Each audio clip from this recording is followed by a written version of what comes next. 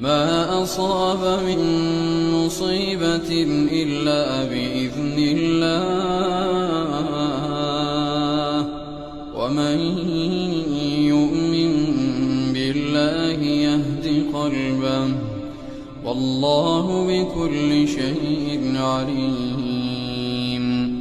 وأطيعوا الله وأطيعوا الرسول فإن توليتم فإنما على رسولنا البلاغ المبين. الله لا إله إلا هو وعلى الله فليتوكل المؤمنون.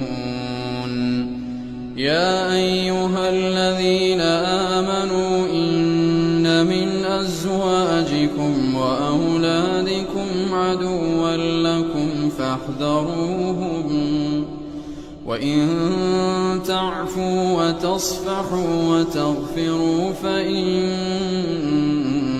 الله غفور رحيم. إنما أموالكم وأولادكم فتنة والله عنده أجر عظيم.